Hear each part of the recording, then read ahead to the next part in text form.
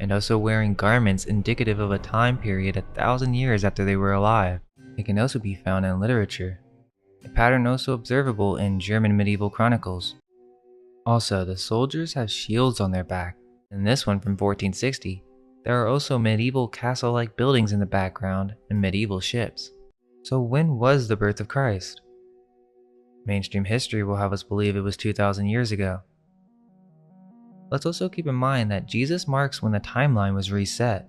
Questioning the Scaligean chronology is also not a recent phenomenon.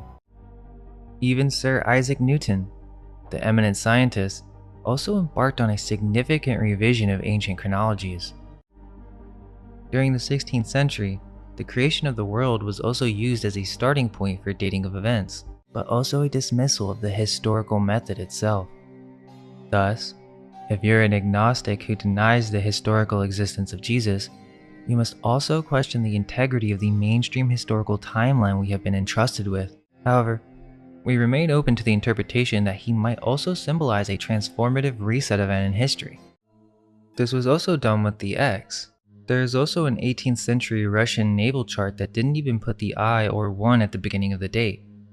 It simply said, why didn't Ben Yehuda just use Aramaic?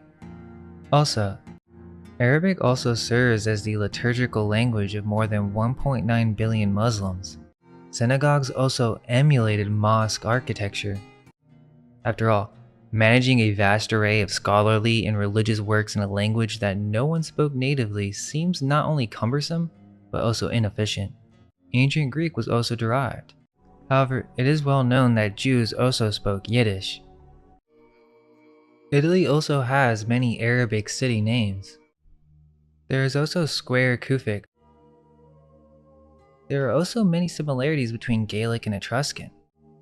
Likewise, the Chinese mystic knot, which also features an unending loop. Not only are these the most common ancient coins found in Europe, but also in Russia.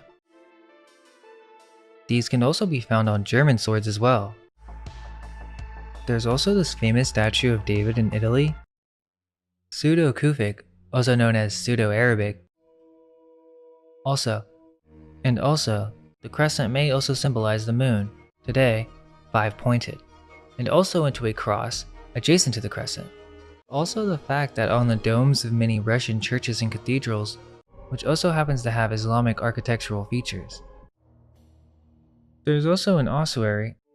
Also, not only contradicts the Crusaders' purported religious motives, but also inflicted a catastrophic blow to Christian unity.